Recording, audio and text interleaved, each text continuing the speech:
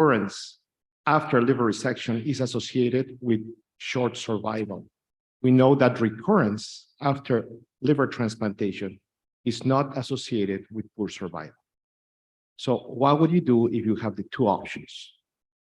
I'm happy to take that as a starter.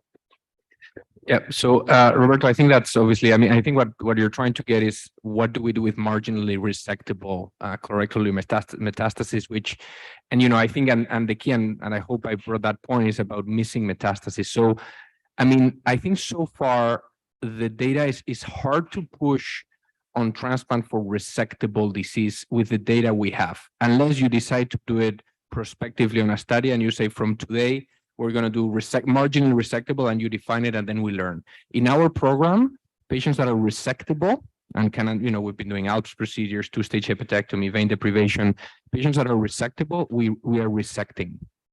And we leave transplant for, local, like liver recurrence, but we're not transplanting resectable disease. But that resectability completely depends on the surgeon's opinion. Of course. Right? So it's extremely subjective. But that's why I think you need to decide at this stage in where we are with transplant, you need to decide in your program how you define it, and then we all learn from there. That's my opinion. Any other comments? So the data from the Oslo group shows very high recurrence rates after liver transplantation, right? And the people with the low Oslo scores are the ones who've responded very well to chemotherapy. And so one could argue that a lot of their survival comes from their benefit from chemotherapy. And so I think for liver transplantation, in my opinion, patients who've had a lot of hepatotoxicity, where their livers are just getting so damaged, I think they are really ideal candidates to be considered for liver transplant. The only thing that I would add to this discussion is that all of us work in multidisciplinary environments, and I put my cancer center administrator hat on when I say that many of these patients are eligible candidates for phase 1 clinical trials, and there can be substantial benefit from novel therapies. So I think we all need to be careful that we don't overtreat patients with whatever modality so that they are ineligible for new therapies. Dr. Torres, you were going to make a comment. Gonzalo talked about liver transplant. When he had the possibility to offer liver resection, ALPS liver transplant for the patient, he preferred to offer liver transplant. However, in Brazil, we have only living donor liver transplant for this patient with colorectal liver metastases.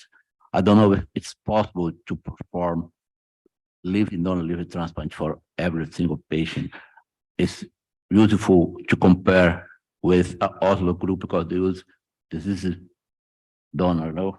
Cadaveric liver for liver transplant, not liver donor liver transplant. I think that's the problem to indicate excessively liver transplant for patients with colorectal liver mets. Yeah, no, and I agree, and I'm not. So I want to make my, if. There's no organs for everyone. Living donor is not for everyone. Living donor has a risk for the donor. Like I think we need to be very careful. But that's why I think if a patient is resectable, whatever that means and whichever technique you can apply, I think at this stage we should be resecting that patient. Now, if a patient with, let's say, the patient that Dr. Wakabayashi with 43 or I can't remember 36 liver metastases is going to do better with transplant or with multiple resections, I don't think we know. I think some of us may be biased thinking that resecting the whole liver may help that patient, but we don't know at this stage. So I'm not encouraging to transplant those patients. Yeah, but, I think I talked to the Oslo people, but as she said, they recur later, like 5 years later. So you have to be careful to look for those living donor transplant patients because I'm from a country that living donor transplant is everywhere, but I'm very much a little bit skeptical about the transplant for colorectal liver mets, in my opinion. Sorry. Peter Kingham from Sloan Kettering. A great talk on session on a lot of different topics. I have two quick questions. Gonzalo, it was a very balanced talk on liver transplantation that I appreciate. Why not think of pump for everybody and transplant that really small number of patients who aren't converted to resectable? because you showed a great slide of 100 patients evaluated and I think 9 patients transplanted. And we looked in our data, 750 patients unresectable who got a pump, and about 23 would have been enrolled in SECA. We're talking about a tiny group of patients. So pump in the patient who has a portal node, 3 lung spots, a low rectal tumor who wants watch and wait, someone who progresses a little on systemic chemotherapy, really eligible for everyone. We were always criticized that pump was a specialty treatment and people didn't want to hear about it. Now we're talking about something that's really, really low numbers. So I don't look at them as opposing approaches, but hopefully maybe complementary approaches to really help pick out who is that really liver dominant unresectable person. First question. Second question, Yun Shin, you suggested, I think, that systemic chemo should be given to everybody with synchronous colorectal liver mets. Maybe I misunderstood. The data are clear. Every randomized trial, which is filled, half of those patients have synchronous small volume disease. There's no role for systemic chemo in those patients. So I just want you to comment on that and clarify. In the patient with synchronous low volume disease, do you think they should have systemic chemo? Because guidelines aside, that none of the randomized trials have shown that. I can go. You can go first. So I'm going to pose a question to you, Peter. Is there any medical oncologist in Memorial with stage 4 colorectal cancer that would not give chemotherapy? Yes. Okay. Yeah. And we make it confusing with the pump, right? Because we use pump and systemic, and that's why I was very specific when I said systemic chemo, not systemic and pump. So we make it confusing with the pump. But in patients who we aren't putting pumps in, who come in with synchronous disease with 2 resectable colorectal liver mets, they get resected. That's it. If you look at the national systems, which go on evidence-based, the Netherlands, the UK, you get resected. Don't get systemic chemo. This is a bit of a US national problem where medical oncologists often before we get them are treating patients, but the data are clear. There's not a single randomized trial that shows any benefit for these patients. It's not a gray picture, it's a black and white picture. So yeah, we've had this discussion endlessly and we operate on those patients and we don't give systemic chemo if they're not getting pump.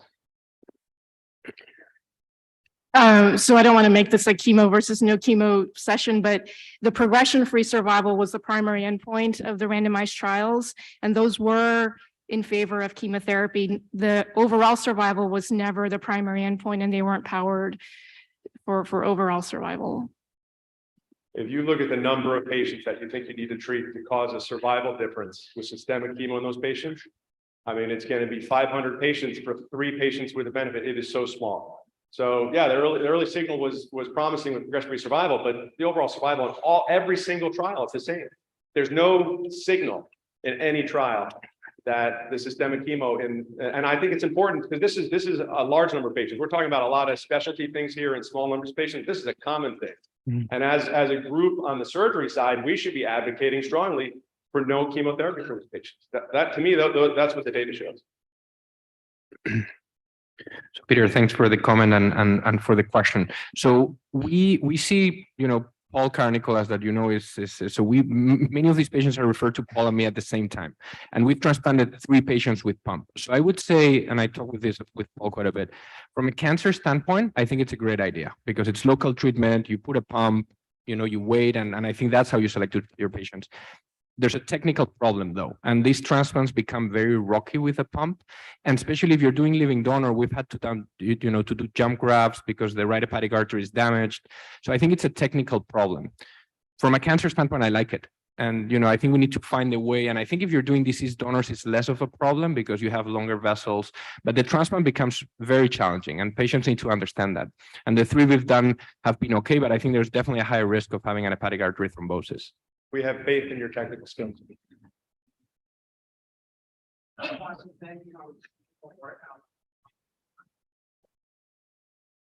Yeah. All right. Kim Washington, Fort Worth. So all the questions have been about transplant. So I have another one. So specifically for living donor patients, you mentioned in your slides that you give about a 6 to 9 month wait period. Is that timing for colorectal liver mets based on your experience in HCC in living donors, and seeing that HCC tends to have a quicker recurrence or progression compared to colorectal? Is there any consideration to lengthen that time period so that you're not using a living donor liver in a patient who will recur faster? You know, I appreciate the question, and I obviously didn't have time to explain the whole protocol. I mean, I think what we're doing is a minimum of 6 months. So basically, you know, we see the patients, if they have, as I said, synchronous disease, you know, we start them on chemo, they receive 3 months, we need to see response, then we resect the primary, and it has to be 6 months from the primary resection. So that's 6 months, and then they need to be stable for kind of 6 months too. So none of the patients have been transplanted before like 16 months from diagnosis and probably over a year on chemo. So that would be a minimum, but we're definitely, I mean, as I tell patients, when I see patients the first time in clinic, if I see them with synchronous disease, clearly unresectable disease, I tell them that this is for in 18 months time, right? Like they're going to get the chemo, they're going to get the primer. So definitely no rush here. Hi, I'm Sendil from Basingstoke in UK. Excellent talk by everyone. My question would be more to Dr. Breland regarding the genomics. I mean, we talked about a good response and a bad one, but sometimes we see a dilemma of variable response, especially in the cohort of patients where you quoted, you know, you give 2 months of chemo, wait and watch, see how they go.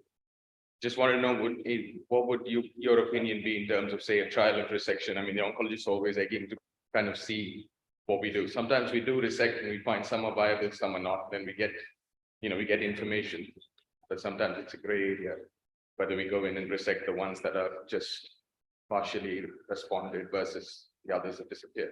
Yeah, I think partial response is enough. You know, I think you're mainly looking for not progression, but I do think the questions out there in like a triple mutant patient, you know, and they have a little bit of response on chemo. I think right now, yeah, you resect them, but I don't feel good about it. You know, I think they have a very high chance of early recurrence. Same with BRAF. The problem to offer chemotherapy for a resectable patient is the progression in spite of chemotherapy, because we think it's not possible to resect the patient because you have to change to second line chemotherapy. But we know that even patient with progression in spite of chemotherapy, you should resect this patient. And we have a question from one of our panelists. Yeah, I mean, I have a question for, I guess, for Go and all of the panel. And going back to Roberto's point, like, what does the panel think? And we struggle with this on the concept of R1 vascular resections, where tumors are stuck to veins and we're skeletonizing and take them off from pedicles and veins. Does the panel consider that resectable disease or unresectable disease? Because that's definitely something we struggle with. So R1 vascular, the concept of R1 vascular, is that for you a patient that you would consider resectable if you're peeling, you know, a tumor of the right hepatic vein laparoscopically or open or from the right pedicle? Yeah, but as I said, in my minimally invasive liver series, we don't include, you know, that kind of a borderline resectable cases because we should open. But I trust R1 vascular. Guido Tozzilli proposed, and I agree. And you know, I think it should work.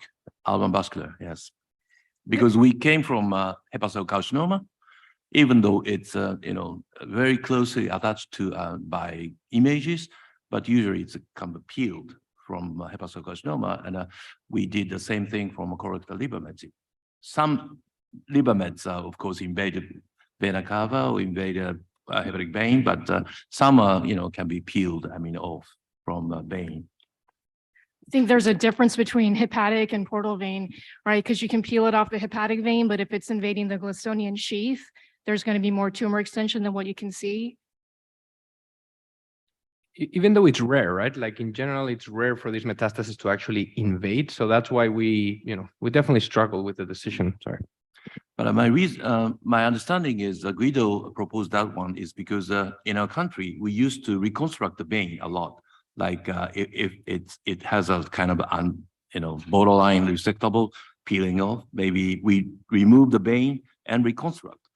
But he proposed R1 vascular because the communication of the vein grows, you know. That's my understanding. I think we have time for one last question, then we'll have our summary from Dr. Washington. Thank you. Alex Soret from Santiago de Chile. In many of these patients after chemotherapy, they have still small and deep lesions. Is there a role from ablation therapy? Me? Ablation? Yes, I think so, but ablation developed for hepatocarcinoma, basically. So I have hesitation to ablate colorectal liver mets. Actually, I've never done this. I would say that we do quite a do bit of ablation in our practice at Atrium Health. We have a significant amount of experience with microwave ablation, and for a single small 1 centimeter lesion right in the dead center of the liver, I would certainly offer that patient a microwave ablation just because of sparing them the risks of a major hepatectomy.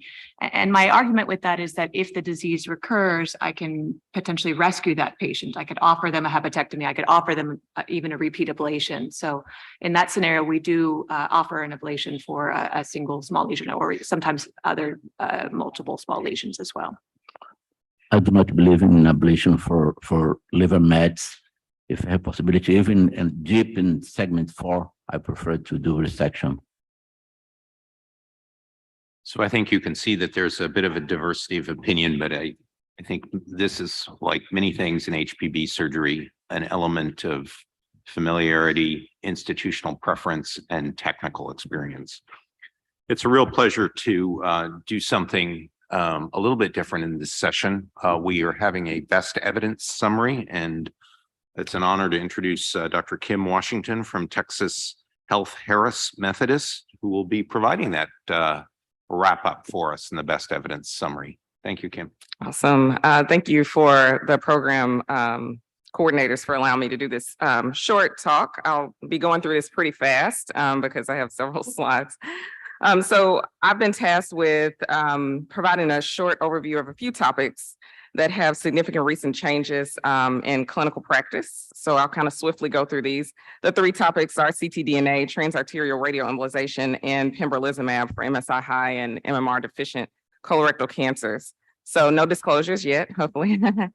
ctDNA has in recent years been studied as a promising biomarker for tumor monitoring in colorectal cancer, as well as several other malignant disease states. As a liquid biopsy of patient peripheral blood is a simple test that can give us considerable information into the extent of the disease and risk of recurrence.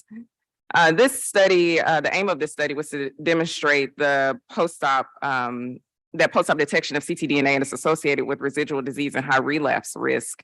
They analyzed 130 patients whose blood samples were taken up to 14 days pre-op, post-op day 30, and every 3 months until death, which are all of the study, or month 36, whichever occurred first. In pre-op, ctDNA was detected in 88.5% of these patients. That equated to about a 40% sensitivity in stage 1, a 92% sensitivity in stage 2, and 90% in stage 3. Comparatively, CEA was only detected in 43.3% of patients. So the findings of this study most notably revealed that patients with positive ctDNA at 30 days after colorectal resection had 7 times increased risk of recurrence. Likewise, those who were persistently positive even after completion of adjuvant chemotherapy had an even greater risk of recurrence at 17 times. This study did not stratify based on stage, but the authors suggested that ctDNA could be used to identify patients in stage 1 and 2 who are increased risk of metastatic disease. So as ctDNA continued to gain popularity, further studies have been developed and are ongoing to determine the best way to use this data. Although the next study also deals with non-metastatic patient population, it further develops our understanding of ctDNA and how this biomarker can eventually guide therapy. This was a multi-institutional trial whose aim was to investigate whether ctDNA guided approach compared with standard approach in stage 2 colon cancer can reduce the use of adjuvant treatment without compromising risk. They had 455 patients. The study design included drawing ctDNA at week 4 and 7 after surgery, with randomization at week 4. Those randomized to the study group with positive ctDNA received adjuvant chemotherapy, while those with negative ctDNA continued surveillance. They found a lower percentage of patients in the study group received adjuvant chemotherapy, 15% versus 28%, which equated to about a 2 times greater likelihood of receiving systemic chemo using the standard criteria. The 2-year recurrence-free survival shown here determined ctDNA guided approach to adjuvant chemotherapy in this patient population was non-inferior to the standard approach. Now, that was the dynamic trial. And after that, we see that there may be some use in ctDNA in guiding care, particularly as it affects determination for adjuvant chemotherapy in gray area populations like stage 2 colorectal cancer. But what happens when the cat's already out of the bag? Once metastatic disease has been found, is ctDNA helpful in any way? The study on your left is from Memorial, whose primary objective was to identify mutations in perihepatic blood via ctDNA analysis and compare with peripheral levels and known tumor mutations. There were 59 patients in this study. The most common mutations, of course, were TP53 and APC, which we discussed earlier from our earlier panelists. They found nearly exact agreement between peripheral ctDNA and portal vein and hepatic vein ctDNA detection. Additionally, those with peripheral TP53 mutation, mutated ctDNA had a worse 2-year disease-specific survival. The study to your right is somewhat similar out of Japan in patients with single resectable liver metastasis. This group of investigators aim to analyze pre-op ctDNA status in order to stratify patients according to risk of recurrence. On analysis of 40 patients, they found that recurrent-free survival was significantly shorter in ctDNA positive patients, 12.5 month median versus not reached. There is no statistically significant difference in overall survival, however. So this begs the question, if ctDNA is detected preoperatively, should there be an attempt to treat to negative ctDNA prior to resection to improve survival? Or is there some quantitative level of ctDNA that we should get to that will give us a similar outcome as a negative detection? And there's more studies, there's ongoing studies to determine how ctDNA can be used as a tool in the treatment of colorectal cancer. Notice many of the studies are focused on stage 2 disease. This is largely because it's a gray area when it relates to systemic chemo. Additionally, we know that high-risk stage 2 patients have similar survival as stage 3 patients. Therefore, maybe we can use ctDNA to determine if these patients require adjuvant chemotherapy. Moving on to our second topic, transarterial radioembolization, as well as other liver-directed therapies have been used and explored in the management scheme of patients with colorectal liver metastasis, particularly those that are unresectable. A recent study published in JCO has prompted inclusion of this topic in discussion. I'll start with the older study first. In 2016, the SURFLOCK study published 530 patients randomized to Sursphere radioembolization plus chemo versus chemo alone in the first-line setting. They showed those who received radioembolization had a significantly delayed disease progression in the liver, but no effect on PFS or overall survival. Again, this was in the first-line setting. The EPOCH investigators took on this question again, but utilizing Y90 in the second-line setting in 428 patients randomized to radioembolization plus chemo versus chemo alone. They found a statistically significant increase in median progression-free survival, 8 months versus 7.2, and objective response rate, but no difference in overall survival. The element to note in both of these studies is that there were a high percentage of patients with extrahepatic disease at the time of randomization, and this likely drove down their survival numbers. And so it's something we can certainly consider, but maybe we will have better outcomes if it's considered in a setting of stable or absent extrahepatic disease. Moving on, lastly, pembrolizumab, the frontier of immunotherapy in cancer management is exciting and it's moving at a fast pace. MMR deficient tumors are present in 15% of patients with colorectal cancer. The most common mutation is MLH1 gene promoter. These mutations result in very high tumor mutation burden as well as altered microsatellite sequencing that renders these tumors high in microsatellite instability. And PD-1 inhibitors have been found to be effective in these tumors since they are often refractory to standard chemotherapy. The KEYNOTE-177 trial was a phase 2 open label study randomizing MSI high and MMR deficient patients to pembro versus investigator choice chemotherapy in the first line. They found on interim analysis that 12 and 24-month PFS of 55 and 48% for pembro and 37 and 48% for systemic chemo. This was statistically significant. The study did meet its pre-specified statistical criteria for superiority of pembro over systemic chemo. Also, what's interesting to note in this study is that this included about 68% of right-sided tumors and 25% of BRAF V600E mutations, which are notoriously more aggressive tumors, but they still got a very good response. Despite the interim Yeah, despite the interim findings and the excitement surrounding improved PFS, on final analysis, there was no statistical significant difference in OS.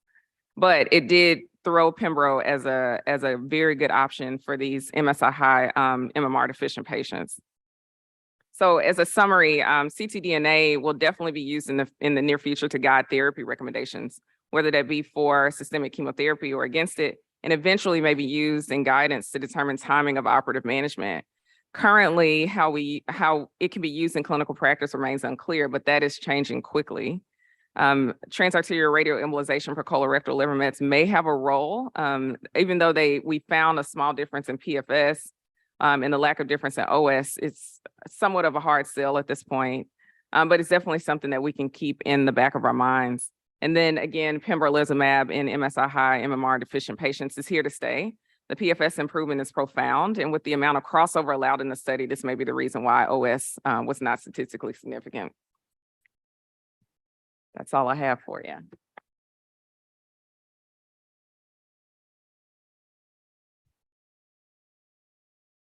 I'd like to thank all of the panelists for some superb presentations and stimulating discussion, and welcome everyone to Miami, and Thank you very much, everyone. have a great morning. Thank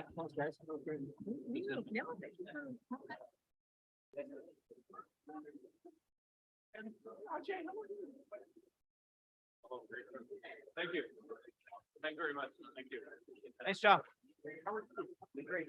See you. How are you? Hey, Andy. How are you? Here he is. Can see you. The boss. The president. I'm great. How are you?